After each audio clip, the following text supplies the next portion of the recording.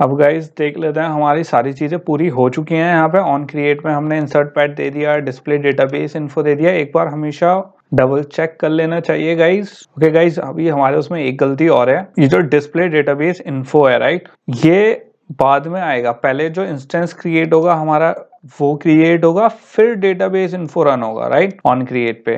तो इसे क्या करते हैं गाइस, यहाँ से सिंपली मैं कर लेता हूँ, कट कर लेता हूँ और इसके नीचे पेस्ट कर देता हूँ। ओके, बाकी सब सही है गाइस। सबसे पहले इंस्टेंस क्रिएट हो गया हमारा, इंस्टेंट यहाँ पे चल गया, फिर उसके बाद डेटा डिस्प्ले डेटाबेस इन्फो आ गई गाइस। तो गाइस यहाँ पे हमारा सब कुछ हो चुका है। सबसे पहले हमारा इंस्टेंस क्रिएट हो गया, फिर डिस्प्ले डेटाबेस इन्फो आ गया।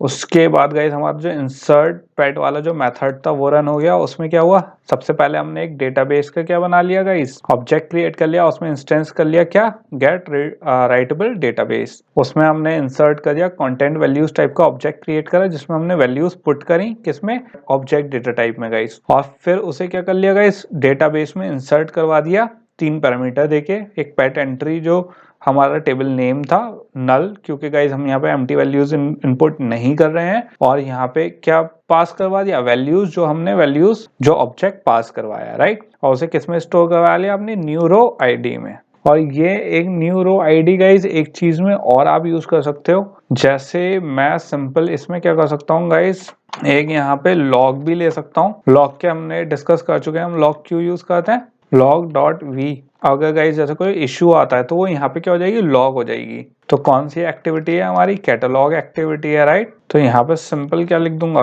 Catalogue activity. और यहाँ पे क्या आ गई हमारी न्यू रो आईडी।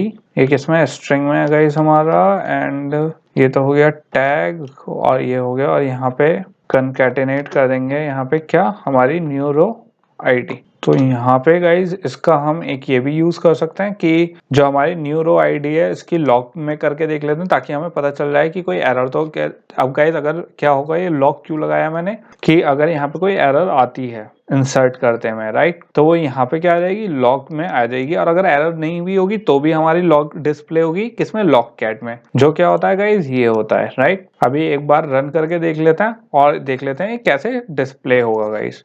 तो यहाँ से इम्यूलेटर रन करके देख लेता हूँ गाइस कि हमारा जो इंटेंट था वैसा वर्क कर रहा है हमारा ऐप या नहीं, ये इंसर्ट हो रही है वैल्यूज या नहीं। तो गाइस बेसिकली यहाँ पे क्या रन हो चुका है हमारा, क्या, इम्यूलेटर। और यहाँ पे क्या हमारी number of rose in pad database table show कर रहा है राइट। तो गाइस यहाँ पे बेसिकली ये वर्क कैसे कर रहा है, सबसे पहले क्या हुआ होगा, सबसे पहले हमारा यहाँ से शुरू हुआ होगा ऐप, फिर यहाँ पे ऑन क्रिएट पे आया होगा, ऑन क्रिएट पे ये सब चीजें फ्लोटिंग बटन सब शुरू हुआ। उसके बाद हमारा इंस्टेंस शुरू हुआ होगा, फिर क्या हुआ, डिस्प्ले डेटाबेस इन्फो, जो क्या हो गया गाइस, इसने ये शो करवा दिया है। अभी तक गाइस बस यहीं तक ऑन क्रिएट एक्टिविटीज यहीं तक ही चली है राइट। अब जैसे ही मैं गाइस यहाँ पे जो हमारा ओवरफ्लो मेन्यू है राइट, इस पे जाके इंसर्ट डमी डेटा करूंगा, तो बेसिकली क्या होगा गाइस, इंसर्ट डमी डेटा पे कौन सा, हमारा ये वाला जो एसक्यूएलआइट डेटाबेस है, इंसर्ट डेटा, इस वाले पे गाइस अगर आप आओ ऑन आइटम सिलेक्टेड पे, हमारे क्या है, 2 मेथड हैं, एक तो इंसर्ट पैड और एक डिस्प्ले डेटाबेस इन्फो। तो 2 मेथड चलेंगे। पहले तो ये वाला मेथड चलेगा जो क्या है, इंसर्ट पैड वाला, जिससे जैसे मैं क्लिक करूंगा यहाँ पे इंसर्ट डमी डेटा,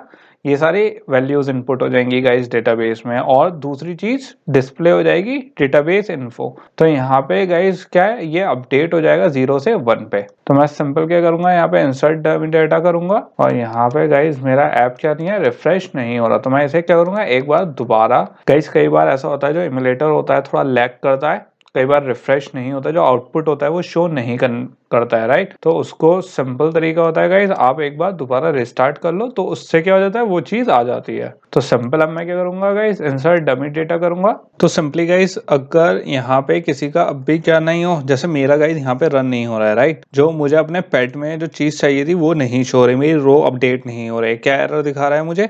और गाइस हमेशा कोई सी भी चीज की, जैसे मैं, कई लोग मुझसे पूछ चुके हैं कि हमें पता कैसे चलता है कि कौन सी एरर आ रही है राइट।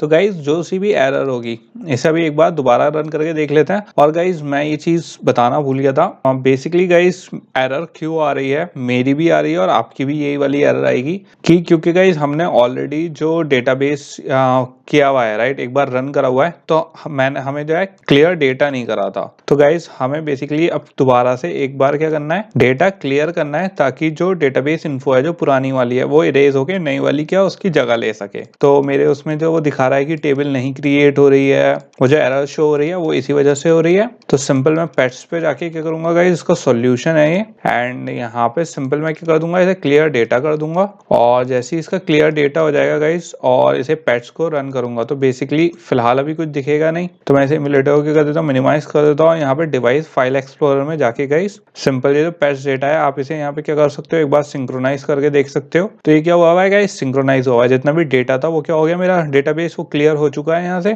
तो मैं इसे बंद कर देता हूँ और एक बार क्या दोबारा रन करके देख लेता हूँ इम्यूलेटर में। और गाइस ये वाली जो एरर आती है बेसिकली इसलिए आती है क्योंकि जो हमारा ये रूटेड जो होता है, ये गाइस एक बार डेटाबेस क्रिएट हो गया तो हम इसमें बार बार क्या चेंजेस कर रहे हैं, टेस्टिंग कर रहे हैं, तो उस वजह से हमें ये करना पड़ रहा है, वरना नॉर्मली हमें ये करना नहीं पड़ता है, क्योंकि गाइस हम बेसिकली बार बार क्या अपना कोड चेंज कर रहे हैं, बेस कोड कभी ये कर रहे हैं कभी वो कर रहे हैं, तो इसलिए ये हमें चेंजेस करने पड़ रहे हैं। ओके, तो बेसिकली गाइस यहाँ पे हमारा इम्यूलेटर रन हो चुका है। मैं इसे एक बार देख लेता हूँ। अब हमारा क्या करना था, जैसे मैं इंसर्ट डेटा करूँ तो क्या आ जाए, मेरी रोज आ जाए। अब गाइस यहाँ से एक चीज और, जैसे जो एरर्स होती हैं कि इम्यूलेटर पे जैसे अगर कोई क्रैश होता है तो कैसे देखते हैं, यहाँ पे आप देख सकते हो रन होता है, राइट। तो यहाँ पे अगर मैं रन पे क्लिक करूंगा तो ये क्या दिखा रहा है, बेसिकली जो ऐप हमारा रन हो चुका है, ठीक है।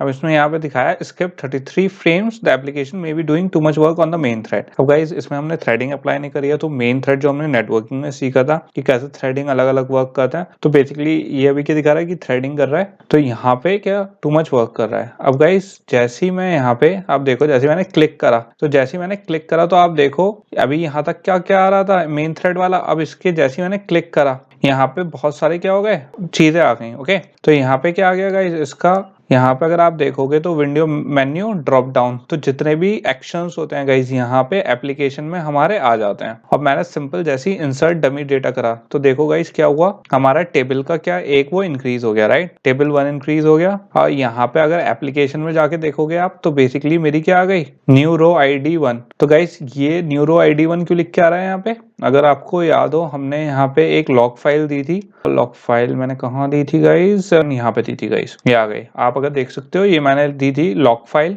तो किसने न्यू रो ID के नाम से। तो यहाँ पे क्या आ गया, हमारा न्यू रो ID 1 आ गया, और यहाँ पे क्या आ गया, कैटलॉग ID आ गया। इसने मैसेज क्या दिया गाइस हमें, न्यू रो ID, और क्या रिटर्न में क्या आया है, ये तो क्या आ गया गाइस, न्यू रो ID। इतना तो आ गया हमारा जो मैसेज प्रिंट करना था। और मैंने आपको क्या बताया था, ये रिटर्न में क्या देता है गाइस, पॉजिटिव वैल्यू, तो इसने क्या रिटर्न करा हमें 1। अगर गाइस यहाँ पे हमारा यहाँ पे नहीं चलता तो क्या आता, -1। ओके, तो ये नेगेटिव वैल्यू देता। और गाइस यहाँ पे पूरा क्या हो गया, प्रोसेस चल गया। और यहाँ से बेसिकली गाइज ये वाली जगह होती है जहां से आप देख सकते हो कि हमारी एरर क्या आ रही है, जो भी आप प्रोसेस करोगे अपने ऐप में। जैसा अगर मैं यहाँ फ्लोटिंग बटन पे क्लिक करूं तो ये बेसिकली हर वो प्रोसेस कर देता है जो हमारा शो करता है कि जो हो रहा है। जैसे ये ओपन हुआ तो इसमें क्या आ गया, अलग क्लिक, इस पे क्लिक आ गए। तो गाइज ये चीजें होती हैं जो क्या कहते हैं, जिसकी आप हेल्प से इसे क्या कर सकते हो, थोड़ा सा डिबगिंग भी कर सकते हो, जिससे पता चलता रहता है कि क्या हो रहा है एंड कैसे हो रहा है। तो फिलहाल हमारा जो मेन इशू था जो हमने करने की था कि जैसे ही मैं इंसर्ट डेटाबेस डमी डेटा करूं यहाँ पे रो बढ़ जाए। तो इस वक्त गाइस जो हमारा डेटाबेस है, अगर मैं इसमें डेटाबेस में देखूं तो हमारे उसमें क्या मैंने डेटाबेस में कौन सा डमी डेटा डाला, टोटो डाला था, राइट। तो इस वक्त गाइस 2 डेटा चले गए होंगे, कौन से 2 टोटो चले गए होंगे। अगर मैं यहाँ पे डिवाइस मैनेजर में ये गाइस यहाँ पे अगर आप देखो तो पैच डेटा में इस वक्त कुछ नहीं दिखा रहा है, राइट। वही कराया गाइस मैंने फाइल एक्सप्लोरर में डेटा में जाके डेटा फिर पेट वाला सर्च कर लिया है। ओके, होपफुली अभी तक आपको अंदाजा हो गया हो कि मैं कहाँ देख रहा हूँ। एंड गाइस यहाँ पे मैंने जैसे सिंक्रोनाइज करा, ये मेरे पास क्या आ गया, ऑप्शंस आ गए, कैश एंड डेटाबेस। क्योंकि कई बार गाइस हाथों हाथ अपडेट नहीं होता है तो आपको सिंक्रोनाइज करना पड़ेगा। एंड यहाँ पे डेटाबेस में क्या आ गया हमारा shelter.db, और अगर मैं इसे सेव एज कर दूं तो गाइस मैं आपको दिखा भी देता हूँ जो अपने डमी डेटा डाला है वो कैसे शो हो रहा है। मैंने इसे क्या कर दिया, सिंपल डेस्कटॉप पे सेव कर दिया गाइस। तो क्या आ गया गाइस, मेरा यहाँ पे डेस्कटॉप पे जो shelter.db था वो आ चुका है। और अगर मैं कमांड प्रोम यहाँ पे रन करूं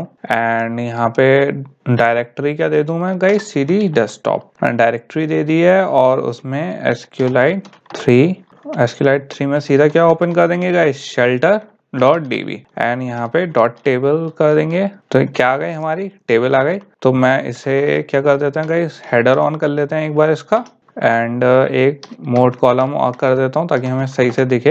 ये कर दिया है। अब क्या कर देते हैं, इसको गाइस डिस्प्ले करवा लेते हैं। तो सिंपल में सिलेक्ट स्टेटमेंट दे सकता हूँ, सिलेक्ट एस्ट्रिक्ट फ्रॉम पेट्स वाली टेबल चाहिए गाइस मुझे। तो आप देख सकते हो गाइस यहाँ पे क्या हो गया, हमारे जो मैंने 2 बार डमी डेटा इनपुट करा, राइट, एक बार टोटो टेरियर 17, तो 2 बार मैंने इनपुट डेटा करा, तो दोनों बार क्या चला गया, जो हमारा डमी डेटा था वो यहाँ पे चला गया है। तो इससे आपको होपफुली गाइस अंडरस्टैंडिंग हो गई हो कि कैसे वर्क करता है डेटाबेस। अभी तो गाइस क्योंकि हमने इतना सारे चेंजेस इसलिए करे थे क्योंकि सिर्फ अभी हमने क्या बनाया है, डमी डेटा बनाया है यहाँ पे, राइट। ये क्या है गाइस, डमी डेटा है।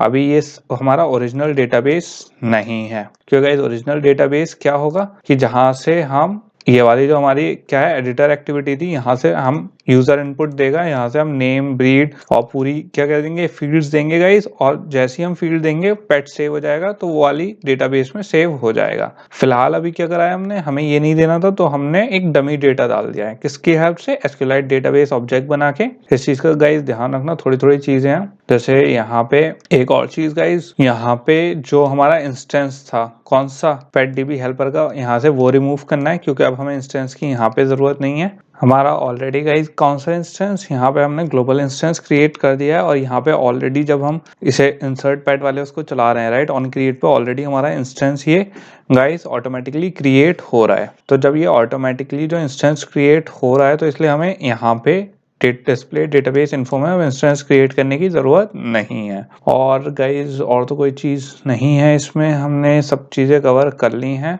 तो गाइज ये तो हो गया हमारा कैसे एक डमी डेटा कैसे इंसर्ट करते हैं, राइट। अब क्या करते हैं गाइज, अब दूसरे उसमें देखेंगे, हम नेक्स्ट लेसन में देखेंगे कि कैसे जो एडिटर एक्टिविटी है, ये वाली जो एडिटर एक्टिविटी है, यहाँ से कैसे इंसर्ट करवा सकते हैं हम पेट के इनपुट देके। ओके।